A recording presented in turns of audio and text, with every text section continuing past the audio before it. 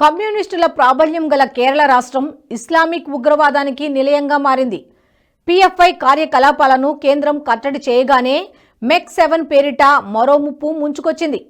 PFI సహా దాని అనుబంధ సంస్థలపై నిషేధం విధించిన తర్వాత కేంద్ర దర్యాప్తు సంస్థలు విచారణను వేగవంతం చేశాయి. పిఎఫ్ఐకి అందిన నిధుల వివరాలు సేకరిస్తున్నాయి. తాజాగా జాతీయ దర్యాప్తు సంస్థ NIA పిఎఫ్ఐకి చెందిన సుమారు 13,000 బ్యాంకు ఖాతాలను స్తంభింపచేసింది. ఇందులో 10,000 బ్యాంకు అకౌంట్లు కేరళీయులవే కావడం ఆశ్చర్యానికి గురిచేస్తోంది. దేశంలో మిగతా రాష్ట్రాలతో పోలిస్తే కేరళీయులే ఉగ్రవాదం వైపు అధికంగా ఆకర్షితులవుతున్నారు. అక్షరాస్యత అధికంగా ఉన్న రాష్ట్రమని, ఆదర్శపూరిత ఉద్యమాలు జరిగాయని డాంబికాలు చెప్పే చోటనే విధ్వంసక ఉగ్రవాద సంస్థలు పురుడు పోసుకుంటున్నాయి. వీటికి అంతర్జాతీయంగా మద్దతు లభిస్తోంది. ఉపాధి కోసం ముస్లిం దేశాలకు వలస వెళ్లిన వాళ్లు ఇబ్బడి ముబ్బడిగా ఆర్థిక సాయం చేస్తున్నారు. గత ఏడాది అక్టోబర్లో జాతీయ దర్యాప్తు సంస్థ పిఎఫ్ఐకి చెందిన 56 కోట్ల రూపాయలను స్తంభింపచేసింది. మరిన్ని అకౌంట్ల కోసం లోతైన విచారణ ప్రారంభించింది. నిషేధానికి ముందు 4 ఏళ్ల కాలంలో పిఎఫ్ఐ సంస్థ సుమారు 100 కోట్ల రూపాయలు ఖర్చు చేసినట్టు దర్యాప్తు సంస్థలు గుర్తించాయి. దేశవ్యాప్తంగా పిఎఫ్ఐ కార్యకర్తలకు ఆయుధ శిక్షణ ఇచ్చినట్టు విచారణలో బయటపడింది. అయితే ఆయుధ శిక్షణకే పరిమితమయ్యాయా లేక ఆయుధ సేకరణ కూడా చేశాయా అనేది తేలాల్సి ఉంది. ఆయుధ సేకరణ అంత సులభంగా సాధ్యమయ్యే వ్యవహారం కాదు. విదేశాల నుంచి ఆయుధాలు సేకరించడం దాదాపు అసాధ్యం. దేశీయంగా ఆయుధ తయారీ చేయడం పిఎఫ్ఐ వంటి సంస్థకు అసాధ్యమేమీ కాదు. జాతీయ దర్యాప్తు సంస్థ గతంలో పిఎఫ్ఐకి చెందిన 29 బ్యాంకు ఖాతాలను స్తంభింపచేసింది. తెలంగాణ, తమిళనాడు, కేరళ, కర్ణాటక, ఢిల్లీ, రాజస్థాన్, మహారాష్ట్ర, పశ్చిమ బెంగాల్, బీహార్, మణిపూర్, జమ్మూ కశ్మీర్, అస్సాం రాష్ట్రాల్లోని డజన్ల కొద్దీ అకౌంట్లను సీజ్ చేయడంతో 94 కోట్ల రూపాయల డబ్బు పిఎఫ్ఐకి అందుబాటులో లేకుండా పోయింది. గతంలో కేంద్ర హోంశాఖ సిమిని నిషేధించింది. అలీగఢ్ కేంద్రం 1977లో ఏర్పాటైన సిమి మీరట్ కేంద్రంగా ఆయుధాలు తయారు చేసింది. మీరట్ కత్తెర కర్మాగారాలను ఆయుధ తయారీ ఫ్యాక్టరీలుగా మార్చుకున్న ఉదంతాన్ని కేంద్ర దర్యాప్తు సంస్థలు గుర్తించాయి. పెద్ద ఎత్తున డబ్బు సమకూర్చుకున్న దాఖలాలు లేకపోయినా సిమి వద్ద ఆయుధ బలం మెండుగా ఉన్నట్టు తేలింది. కేంద్ర హోంశాఖ 2001లో సిమిని నిషేధించింది. ఇరాన్ ఇస్లామిక్ విప్లవ నేపథ్యంలో దేశంలో సిమి పెద్ద ఎత్తున విజయోత్సవాలు నిర్వహించింది. పిఎఫ్ఐ సైతం ఇరాక్, సిరియాలపై అమెరికా చేసిన దాడిని నిరసిస్తూ కార్యక్రమాలు నిర్వహించింది. ఇస్లామిక్ ప్రపంచంపై ఏ చిన్న దాడి జరిగినా, అలజడి రేగినా పిఎఫ్ఐ స్పందించింది. లోపాయికారిగా ఐసిఎస్ వంటి ఉగ్రవాద సంస్థలను అనధికారికంగా సమర్థిస్తూ వచ్చింది. పిఎఫ్ఐని నిషేధించిన తర్వాత సంస్థ నేతలంతా గుట్టు చప్పుడు కాకుండా దేశం దాటి పారిపోయారు. కొంతమంది దుబాయ్లో ఆశ్రయం పొందగా మరికొంతమంది ఖతార్, ఒమన్ వంటి దేశాల్లో తలదాచుకున్నారు. పరిస్థితి సద్దుమణిగిన తర్వాత ఒక్కొక్కరు మెల్లిగా దేశంలోకి వస్తున్నారు. పిఎఫ్ఐ టెర్రరిస్టు మొహమ్మద్ అల్తాను NIA అధికారులు ఢిల్లీ విమానాశ్రయంలో అరెస్టు చేశారు. దుబాయ్ నుంచి వస్తున్న అల్తా వద్ద కీలక పత్రాలు స్వాధీనం చేసుకున్నట్లు NIA ప్రకటించింది. పిఎఫ్ఐ నేతలు శాటిలైట్ ఫోన్ల ద్వారా దేశంలో స్లీపర్ సెల్స్తో మాట్లాడుతున్నట్లు కేంద్ర హోంశాఖ గుర్తించింది. ఖండాంతరాల నుంచే మల్టీ ఎక్సర్సైజ్ కాంబినేషన్ 7 అనే కొత్త సంస్థ ఏర్పాటు కోసం సమాలోచనలు చేసినట్టు జాతీయ దర్యాప్తు సంస్థ తేల్చింది. దేశంలోని 17 రాష్ట్రాల్లో పిఎఫ్ఐ కార్యకర్తలపై సుమారు 2,300 కేసులు నమోదయ్యాయి. పిఎఫ్ఐ కేసుల్లో ఉన్నవారి వివరాలను కూడా NIA భద్రపరిచింది. వీరి బ్యాంక్ అకౌంట్లపై నిఘా ఉంచింది. 13,000 బ్యాంకు అకౌంట్లకు విదేశాల నుంచి వచ్చిన డబ్బు ఆ తర్వాత ఏ అకౌంట్లకు బదిలీ అయ్యిందో కూడా కేంద్రం దర్యాప్తు సంస్థలు గుర్తించాయి. దుబాయ్ సహా ఇతర గల్ఫ్ దేశాల నుంచి డబ్బు రావడంతో ఆయా దేశాల్లోని రాయబార కార్యాలయాల ద్వారా మరిన్ని వివరాలు సేకరించే ప్రయత్నాలు మొదలుపెట్టింది NIA. విదేశాల నుంచి డబ్బులు అందడమే కాకుండా దేశం దాటి వెళ్లిపోయిన పిఎఫ్ఐ ఉగ్రవాదులకు ఆశ్రయం కూడా ఇస్తున్నారా అనేది NIA ఆరా తీస్తోంది. సిరియాలో కొంతమంది పిఎఫ్ఐ ఉగ్రవాదులు ఆశ్రయం పొందుతున్నట్లు కేంద్ర హోంశాఖ గుర్తించింది. వీరికి మన దేశం నుంచే నగదు ట్రాన్స్ఫర్ అయినట్టు కూడా NIA అనుమానిస్తోంది. ఇటీవలి సిరియా పరిణామాల అనంతరం అక్కడి పరిస్థితులు ఉగ్రవాద సంస్థలకు మరింత అనుకూలంగా మారాయి. అయితే భారత రాయబార కార్యాలయం ఇంకా సిరియాలో కార్యకలాపాలు కొనసాగిస్తోంది. సిరియాలోని భారత రాయబార కార్యాలయ సాయంతో పిఎఫ్ఐ నేతలను గుర్తించే పనిలో పడింది NIA.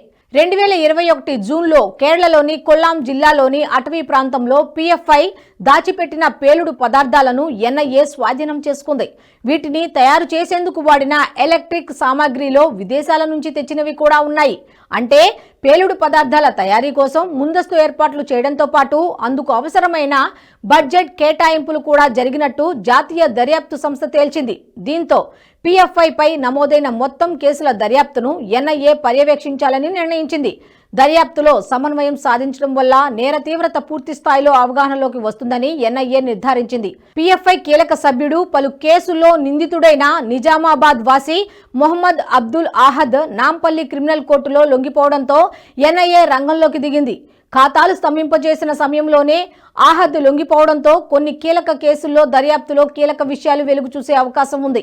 2022 జూలైలో మొహమ్మద్ ఆహద్ పై NIA కేసు నమోదు చేసింది. అయితే అప్పటి నుంచి పరారీలో ఉన్న ఆహద్ హఠాత్తుగా న్యాయస్థానంలో ప్రత్యక్షం కావడంతో NIA ప్రత్యేక బృందాన్ని విచారణకు పురమాయించింది. PFI కార్యకలాపాలు భారత్లోనే కాదు, గల్ఫ్ దేశాల్లోనూ వేరువేరు పేర్లతో కొనసాగుతున్నాయి. కువైట్లో Kuwait India social forum KISF పేరిట PFI యాక్టివ్గా ఉంది.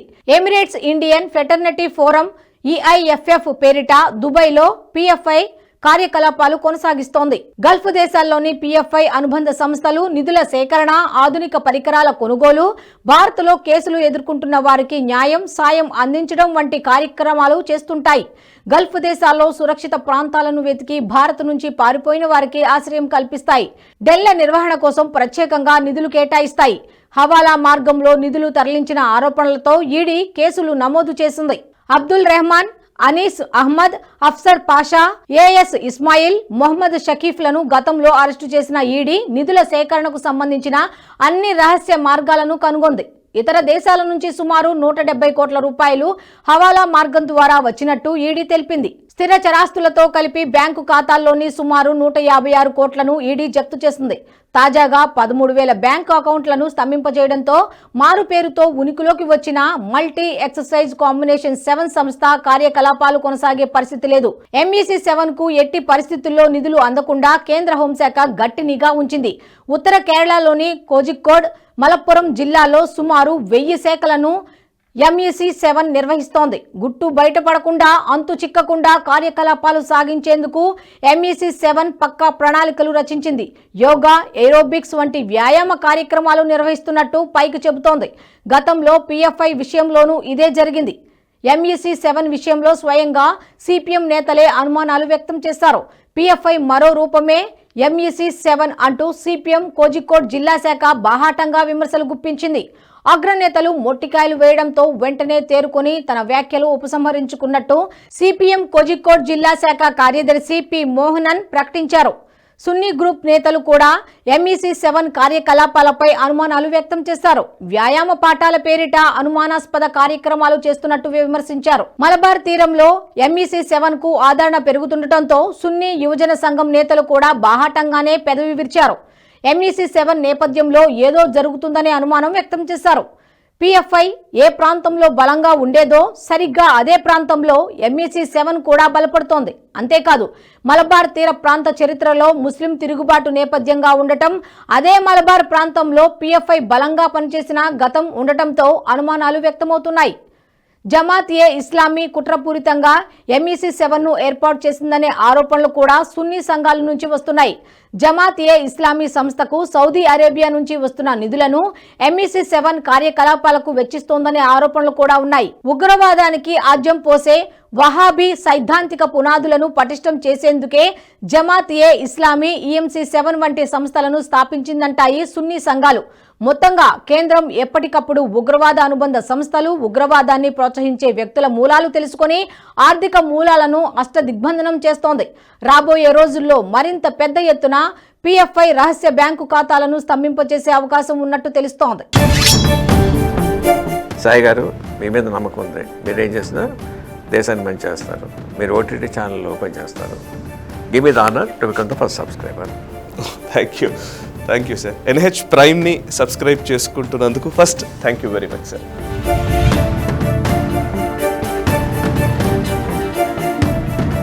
ఈ వీడియో మీకు నచ్చినట్టయితే లైక్ చేయండి, 10 మందికి షేర్ చేయండి. అలాగే కామెంట్ల రూపంలో మీ అభిప్రాయాలను మాతో పంచుకోండి. Nationalist hub group of channels ను సబ్స్క్రైబ్ చేసుకుని తెలుగునాట జాతీయవాద జర్నలిజాన్ని ప్రోత్సహించండి. ఈ వీడియో కింద ఉన్న బెల్ ఐకాన్ పై క్లిక్ చేయడం మర్చిపోవద్దు.